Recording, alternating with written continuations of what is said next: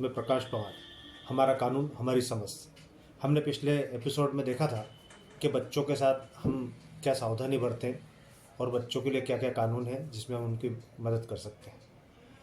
आपको इस संदर्भ में एक केस की याद दिलाना चाहता हूँ। 16 दिसंबर 2012 को निर्भया कांड दिल्ली में हुआ था। दिल्ली के मुनारिका बस स्टैंड पर एक बच्ची अपने दोस्त के साथ घर जा रही थी रात्रि के समय, और बस में 4-5 दरिंदों ने मिलकर उस लड़के के साथ मारपीट की और उस लड़की के साथ जघन्य घिनौना कृत्य किया। बलात्कार तो क्या ही, बलात्कार के बाद भी उनके द्वारा जो कृत्य किया गया है वो अमानवीय पाशविक प्रवृत्ति का कर्म किया गया था। और उसके बाद उसे जंगल में फेंक दिया गया। जंगल में फेंकने के 4-6 घंटे बाद उसको मेडिकल उपचार प्राप्त हुआ और 15 दिवस के अंत में उसकी मृत्यु हो गई। वह निर्भया कांड इस ढंग से देश की जनता को प्रभावित करेगा कि देश में कई आंदोलन हुए और उस आंदोलन के परिणाम स्वरूप एक कानून में संशोधन किया गया कि बलात्कार में सेक्सुअल संबंध बनाना ही बलात्कार नहीं है, बल्कि गलत निगाह से देखना, घूरना, गलत अंगों को छूना, गलत यौन अंगों को हाथ लगाना भी बलात्कार की श्रेणी में ही माना गया। और यदि व्यक्ति बाहर खड़ा है, एक मित्र अंदर गया बलात्कार करने और बाहर खड़ा है, तो वह भी 376 में आएगा और उसमें उसकी जघन्य अपराध उसके ऊपर बनेगा और उसे उसका दंड मिलेगा। निर्भया कांड में भी चारों आरोपियों को फांसी की सजा हो गई। एक नाबालिग बच्चा था तो गया, एक की मृत्यु हो गई।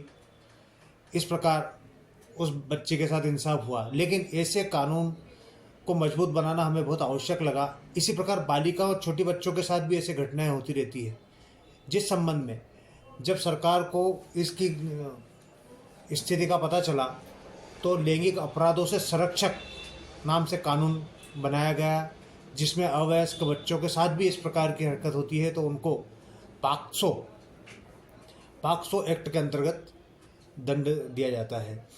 पाक्सो एक्ट का मतलब है protection of children's from sexual offence act 2012। ये 12 में ही बनाया गया था। इस एक्ट के बनने से बच्चों पे किसी भी प्रकार की, बालिकाओं पे इस प्रकार की हरकतें होती है तो उन्हें कड़ी से कड़ी सजा दी जाती है, उन्हें बचने के कोई चांस नहीं है। तो ऐसी कहीं घटना हम लोग स्वयं देखें, किसी के परिवार वाले बताए नहीं, लेकिन आपको बताना चाहिए। इससे अपराध रुकता है, नहीं तो अपराध की पुनरावृत्ति होती रहती है। तो उसके खिलाफ तत्काल आप रिपोर्ट करें, पुलिस को बताएं, पुलिस आपकी पूर्ण रूप से मदद करेगी। और जब कानून में आप खड़े होकर न्यायाधीश को ये बातें बताएंगे अपने कथनों के माध्यम से, तो निश्चित मानिए कि उसके बचने के कोई चांस नहीं होंगे। लेकिन इसके लिए आपको स्वयं हिम्मत करनी पड़ेगी। ऐसे कृत्य हम लोग भी अगर देखें, हमारे निगाह के सामने कोई कृत्य है तो हमें उससे बचना नहीं चाहिए, हमें उसकी मदद करना चाहिए। जैसे 4-6 घंटे में लोगों ने देखा, तब जाके उस बालिका को, निर्भया को उपचार प्राप्त हो सका। लेकिन हम इसको बचाया जा सकता था अगर हम इसको जल्दी देखें। इस प्रकार की कोई घटना है तो हमें खुद भी शर्मना है, डरने की आवश्यकता नहीं है। आप जाइए, आप अपराधी नहीं हो। जिसने अपराध किया उसे दंड मिलना ही चाहिए। तो इस प्रकार इस निर्भया के उस कांड ने जहाँ महिलाओं के लिए ये व्यवस्था बनाई कि उनको हर प्रकार से गलत ढंग से देखा जाना भी अपराध हो गया। इसी का बच्चों के लिए भी पास्को एक्ट बना दिया 2012 में, ताकि बालिकाओं के साथ इस प्रकार की कोई घटना हो, छेड़खानी की कोई घटना हो तो वो किसी भी रूप में बच ना सके।